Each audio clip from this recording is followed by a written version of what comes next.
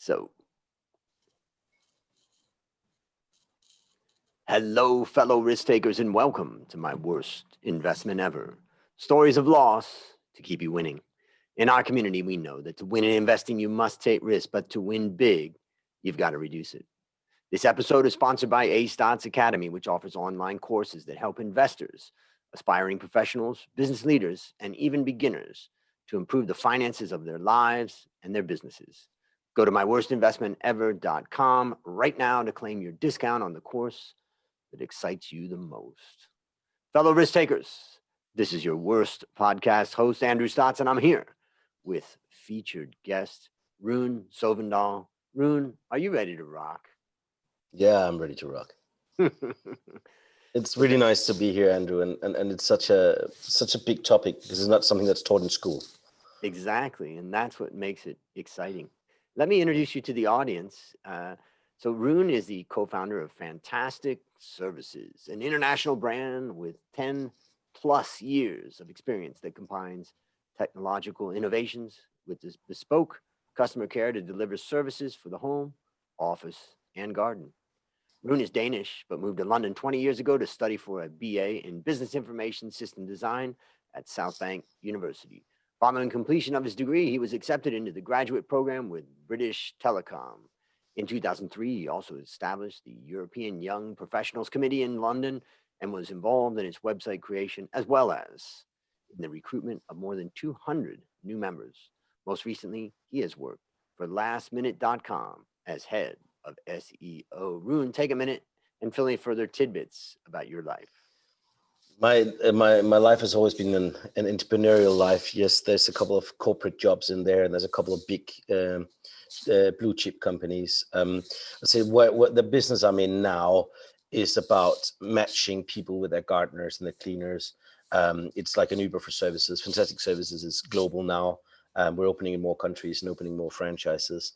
As a person, which is what we're going to be discussing today, I think, because we're going to talk about what you do on the journey upwards. I mean, I can tell one little amazing thing about Fantastic Services is that we bootstrapped the company with about £3,000 in cash each when we started.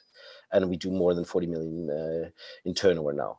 10 years later, it's actually 12 years, but still, it's amazing.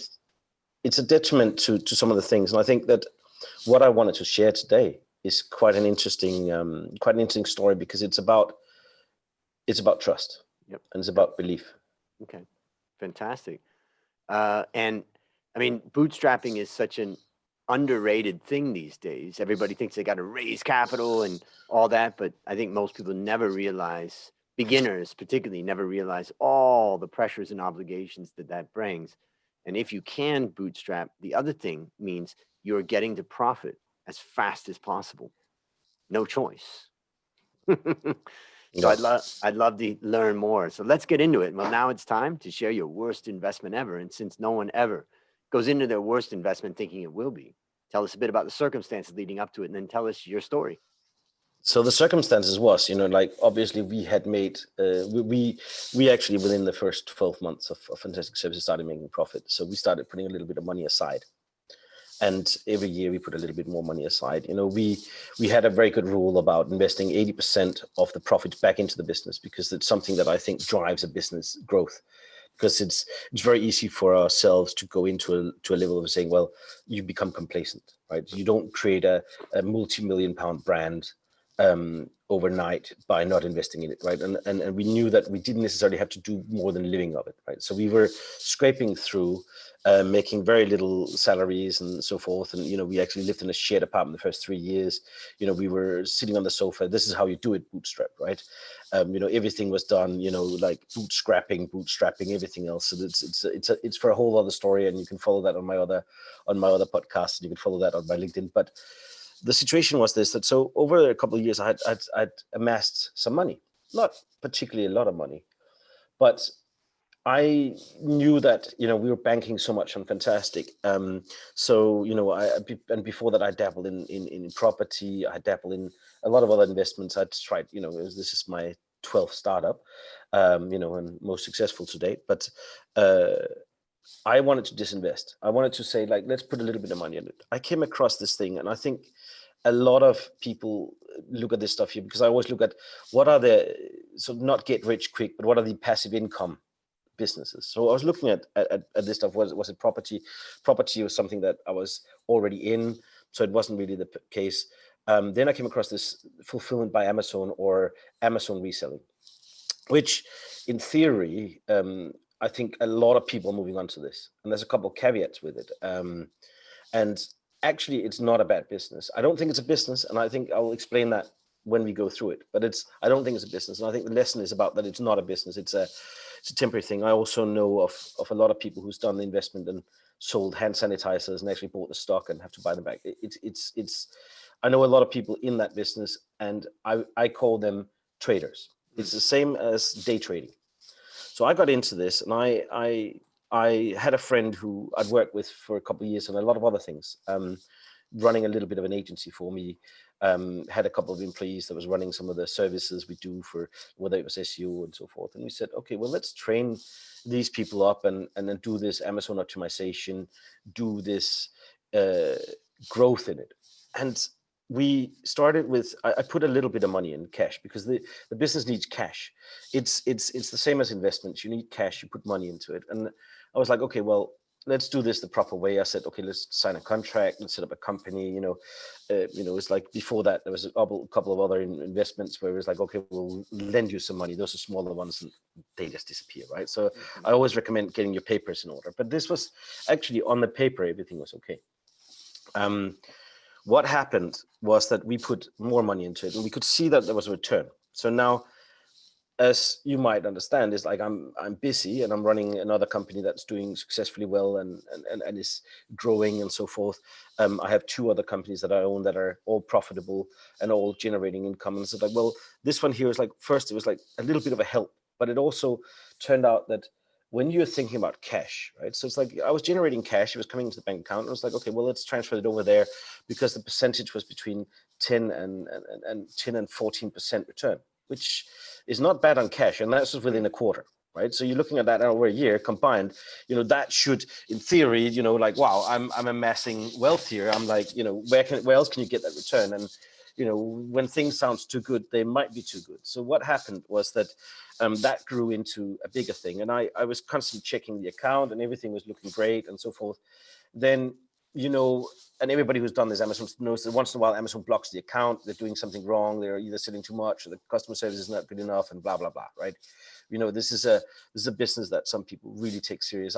For me, I was just a side investor on it, right? So it's like, I wasn't into it. I didn't know what was being sold and so forth. The account got shut down. Then we set up another account, then another account. What happened in that period, and that was what I didn't know, that when we were setting up the new account, of course, we were registering that with a new company name and knew everything else.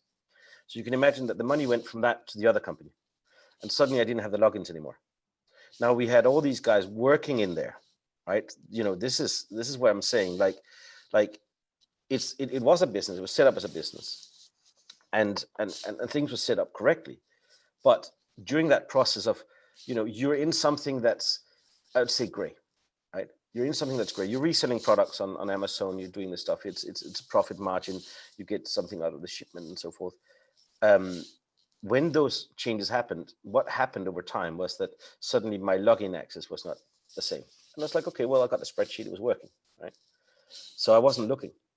So what happened was that money over time started not going into the Amazon account anymore when it came back. It was transferred to another account, which wasn't the bank account. And that was transferred to another account. And suddenly there was no more money in the Amazon account. And I was told it was shut down. And I was like, this is strange, right? Tried to log in, said shut down. The money was gone. They had been siphoned out of it. And this was with someone I trusted a lot. This was a friend of mine, who was running this stuff. And because the return was so good, but what happened was that he had apparently done a deal on something else. Outside of this, he'd done a deal and was trying to buy something in order to generate even more profits on it. And he had taken the money out in cash and disappeared. And, Wow. Answered the phone calls a couple of times. Then, things got serious, got the bailiffs went over, repossessed his car, certain things when this stuff here. So this was like, and personally, what happened was that, I had a baby coming. I had a marriage coming. Was trying to do these things. And not only that, we had a year where we were investing more than 80% back in the business. So I was a little bit strapped for cash. Let's put it this way. Yeah. It was hard. And it was personally, it was very, very demotivating, because remember, this was 12 years of cash, right? That had been put aside, that was generated, that was profit, that was earnings. That was like, okay, I can either put it into property, I can put it into this. Instead of this, okay, I'm waiting for this. Then this seemed like a safe way. And I said, like, there's a lot of good things you can do on it. I said, like, there's a million things I learned from this. Right? Well, why don't we go through those? One of the things that I learned, and this is where, this is one thing that I've learned in all businesses, like whatever paperwork you have, at the end of the day, it doesn't matter, right? It's best to have the paperwork, but if the person that you're working with doesn't have the assets, if it doesn't have anything you can repossess or anything else that has something, a vested interest in it, it can disappear. I have so many friends, and we're all talking about it. It's really hard to talk about because, I got conned. Yep. It was theft, right? That's what we're talking about. We're talking about somebody who has to go to prison for it, right? It really is. And to highlight, you were a successful up and coming businessman who was making good decisions and felt good about that. And then all of a sudden, this type of thing happens. It can shake your confidence too. And Andrew, I know we're just talking about one story of this one here, but I realized the same pattern was the same. I kind of had that because we're successful. I think what happens is that you very quickly think that because you're successful, and somehow it seems easy, right? From your own perspective, because you're working hard. But I think that it blinds you because you're successful. I was doing very good things. I was being very profitable. I was constantly making this back. So it's like, well, if I can do it, your self-doubt or your self-confidence says, if I can do it, anyone can do it. Yep. You realize later that that's not true. And you realize that, 90% of something of companies disappear, which is one of the reasons why I'm doing franchising now, which hopes to alleviate that. That's one of my biggest passions, is to help others to become millionaires on that way, in a safe way. Right. I'm not talking about being billionaires, but in a safe way. So I'm trying to really make it a safe way to move upwards. But so the idea of paperwork doesn't matter. Trust is what matters. And the other one is beware of overconfidence, because if you build confidence too much and you carry that into another area that you may not actually, it's not deserved in that area because you just haven't had the experience, but the overconfidence kind of carries. And then there is the trust, right? And this is where, I like that Gary Vaynerchuk talks a lot about trust at the moment as well. And I'm a big, it's like I'm Generation X and this stuff here. And we're grown up to trust people first before you distrust stuff. I think that the world's completely changed now anyway, but that's a different story.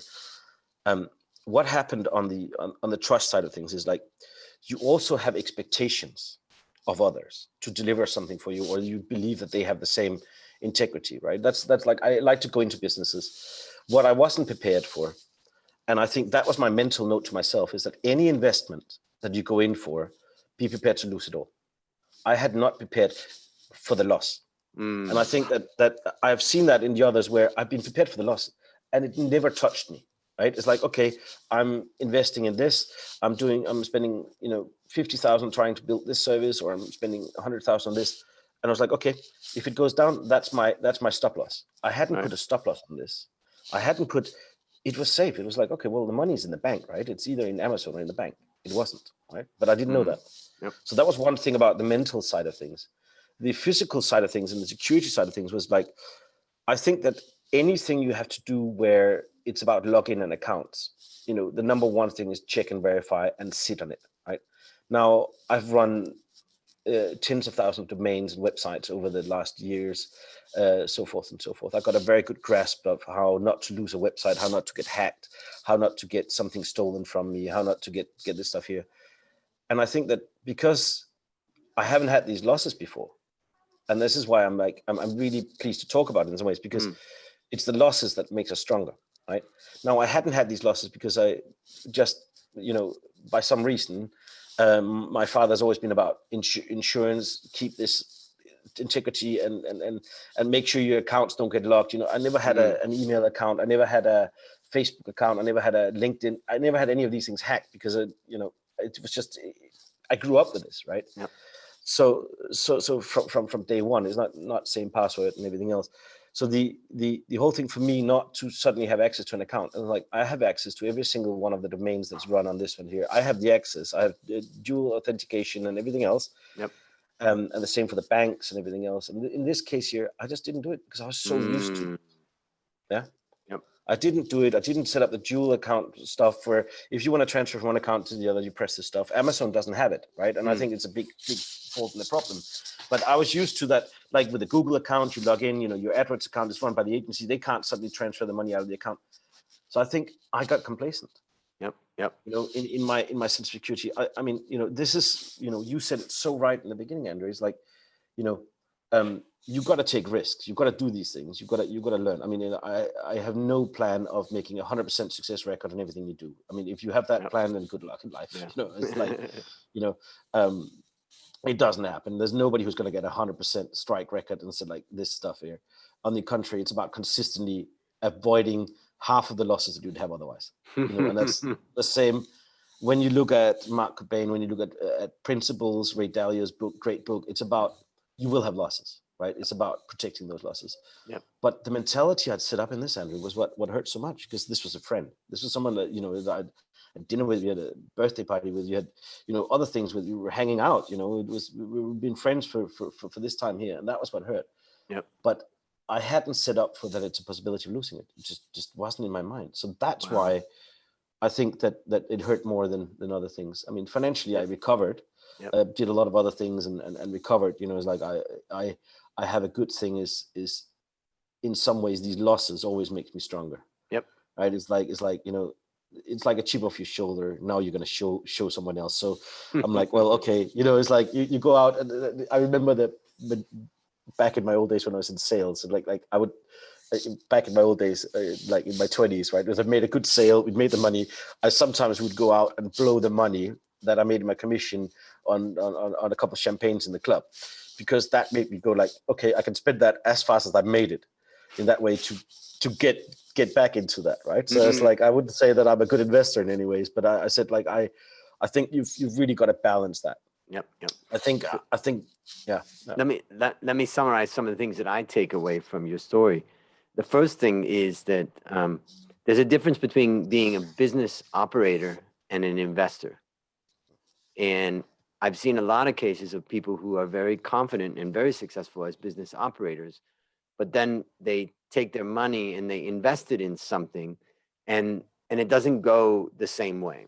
And so it's a real red flag or warning sign that, particularly for CEOs and entrepreneurs and people who have been successful, is that be careful, because that is where overconfidence can spill over into an area where you just may not have things, you know, set. I think the other thing is the idea of preparing for loss, you know, having, you know, looking at everything. And I challenge the listener now, today, right now, think about the investments you have, think about the investments you're considering making, and ask the question, how can we lose? Don't say we're not going to lose. There's no way to lose. How can we lose in this situation? And once you start to list that out, and, you know, set it up as a separate event, set it up as a separate meeting where all you talk about is ways that you could lose from this event or from this investment. And it's one way to separate it from the excitement of winning, because, you know, we need the excitement and confidence of winning.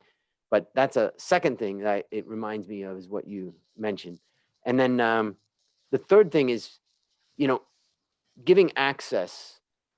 A lot of times in the world of finance and the world of investing, one of the biggest mistakes that people make is that they give their advisor access to their account. Now, in business, it's a little bit more complicated, because, you know, you have to trust that a manager is going to have access and do the right thing. But just remember that the act of giving access is a extremely high risk, you know, act, and therefore you need to make sure that trust is in place. But it's not even trust, because even good people can be seduced by cash sitting in front of them. And so you need to put the securities in place, which you know, explain that you already have. And then the last thing is friends. You know, friends are the worst, as someone once said to me. But you know, business is business. Friends are friends. It sometimes can cross over, but it really requires a high level of maturity. I have a business in Thailand called Coffee Works. It's a factory and it's a coffee roasting factory. And we've had it for 25 years. And my best friend Dale runs it. We're co-owners in it and co-founders of it. And we've never really had a problem between the two of us in 25 years. That's very rare. So those are some of the things I take away. Anything you'd add? I think it's the best summary I've heard, Andrew, and it's like hearing it back again. I look at you know, because when we started talking, it's like it's not my only failure, right? You know, it's like we could all list a list of them, but I see the pattern again. I mean, I see the pattern in what I'm doing, and I think your view on this stuff here is like look at, and I think the COVID also did that to a lot of people. It's like we looked at every single thing we had out there that wasn't generating return, right? But also, even if it is generating return, you might have a lot of cash piled up in it. What if that disappeared? Because I think the lure of this stuff here, what we sometimes build up, you know, when we're going up to the boom, that confidence that everything goes up, right? We also know that, oh, the index is going to go up, the DAX is going to go up forever, right? That's what we were taught, right? It's like, you know, it'll have some drops, but it's going to go, you know, Tony Robbins will tell you money master the game. It'll go up forever. It's like, yeah, but it's going to have some drops, right? And it's like, looking at those, I think is very important because you know, as wealth builds, it's like you don't sit on the cash, right? Nobody wants to have it in the bank, so it's in different places. So I think that idea of looking at where is your cash actually, and where is it actually sitting, and who's got control over it. I think that's one of the things that I learned very, very quickly. Is like, you know, because we all know that you can't have it liquid. I'm not going to be able to sell that property, and then in this situation, you know, like I've had a lot of good friends who's gone down, like really gone down because of COVID, restaurant stuff and this stuff here. I actually know your coffee, but it's a funny thing. But the restaurant stuff has been suffering so much, and I know people who've done 20 years and they've built chains. They've got 25 restaurants, and it's dead, right? Yeah. Very quickly, you'd find, even though you find success, then when it's not liquid, you don't have that. Even though you're worth money, even your net worth is high, you don't have that liquids. And if one or two of them starts to failing, how exposed are you for that domino effect to happen? Yep. That's a very important thing. And I think your assessment there, Andrew, is spot on. Mm-hmm. Like look at where what if 4 of them failed? It's like unthinkable situation. What if 4 of those 8 things failed? Because the other ones might need a boost later, might need a boost this stuff. Yep. So my next question, I'm going to preface it a little bit by, you know, your story is interesting because I think a lot of listeners out there want to do something like, let's say, you know, fulfillment by Amazon as an example, and they want to do these type of side businesses or full-time businesses. They're gonna come across these things and they're gonna try them, and they probably should try them, and they may be successful and they're gonna fail in some cases. But let's just think about that one man or woman out there right now today who's just about to do what you just did, you know, in your story. And I want to ask you this, setting it up that way, I'm going to ask you this question. Based upon what you learned from this story and what you continue to learn, what one action would you recommend that person take to avoid suffering the same fate? Well, I mean, I think the number one thing, and I think it's the same, is like you've got to realize that your Amazon, for example, I'm just talking about Amazon because I got a ton of other advice, but I'm just one thing. Talking about Amazon is you've got to manage your account. You've got to be the one having it. As I said, if it's a side hustle, you know, you're an operator, I could run it myself, right? If it's a side hustle, the moment that you give that over, you're practically having a bank account, and no matter what. And you said it as well. It's like, it's not necessarily the person that you trust or your friend. It could be someone next to that person who will say this stuff. Anything can happen out there. Anything can happen out there. It's not necessarily the person. It's not necessarily the employee. It's the cousin of an employee, or it's the friend of an employee who says like, oh, she's sitting on the password of that. Let's take it. That's a great point. At any moment. I think about, you know, we use in my businesses, we use a service called LastPass, and it allows us to check the integrity ultimately of the passwords. And I was talking to a friend of mine, and he's like, I'm not worried about being hacked because I'm really good at making passwords. And I'm saying, it's not you, it's the 17th employee in your business that's using a password called ABCD1234, and that's where the hack's going to happen. So I think it's a great reminder for all of us that it's not only the person that It's you're not. trusting, it's the people all around, and that's why you need the infrastructure, necessary to have the checks and balances. So if some money is moving, it can't move until there's a second confirmation or something like that. That's a really good thing, and I think this is where my dad comes in, and actually having programmed ATM machines back in the 70s and 80s when they were launching them, right? And he taught me this. Is like, and it's such a simple thing, but it's like, if I can give you one thing on it, a chain is only as strong as its weakest link, right? So if you're thinking about your company being protected by a chain, only one of them, there's no chain. It's open, right? It's very clear, and you can look at that. So you were interlinked with your employees, with the staff, with your advisors, with everybody else. So like having that in mind physically, it allows you to understand what we're up against here in IT infrastructure, and I think it's a very good analogy. Rune, I think that I'm gonna get Within myself. the I'm gonna 70s, get. yeah. I'm gonna get myself a chain and put it up behind me here with all of my other trinkets to remind myself that we're only as strong as our weakest link. Now, last question: what's your number one goal for the next 12 months? Well, my number one goal is we are going heavily on the franchise side of things in Fantastics. What my ultimate goal in the next decade is to create 1,000 millionaires, right? Which is a very big 1,000 million pound franchises within the next decade. So the next 12 months is like, we've got the packages right, we've got everything else right in Fantastic Services, we've got the websites up, we've got the systems up, we've got the online training up. So my biggest goal for 2021 is to attract the right people for candidates for that progress of it. And it doesn't matter. See, I come from an origin background of, a father who's a blue collar, white collar background of everything else. My mother was a flower decorator. My dad was a programmer, and so forth. So I have that strong. It doesn't matter whether you have an MBA or whether you have XYZ, a PhD, or whether you just come up. We're doing this with plumbers. We're doing this with gardeners. We're doing this with cleaners. Fantastic. And we're doing that using technology. So it's a very exciting. The next 12 months is going to be the most exciting we've had. We're ready. We're rolling it on one by one. We're seeing every 2 weeks now it's going. So yeah, it's Fantastic. very exciting. Yeah, ahead of us. And for the listeners out there, just go to the show notes, and you'll be able to get the link and get to it. But you can also just type in Fantastic Services, and you'll be able to get there. And that is there any other way that people can follow what you're doing? What's the best way for them to either get in touch with you or listen to more of what you talk about? Well, my LinkedIn is quite up to date, and I publish whenever we're doing the podcast and the stuff. Yeah, I publish a lot, so I'm using LinkedIn more and more now. I think LinkedIn's kind of having its comeback, so I'm using LinkedIn a lot. Fantastic. So reach out and get Rune Please do. on LinkedIn. Yeah. All right, listeners, there you have it. Another story of loss to keep you winning. Remember to go to myworstinvestmentever.com to claim your discount on the course that excites you the most.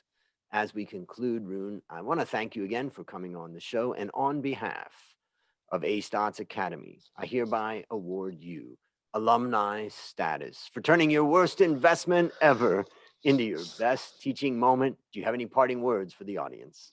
No, thank you so much, Andrew. I mean, I enjoy our talks. It was really good. It also summarized it for myself, because we got to remind ourselves of some of our losses and some of our failures in order to get stronger.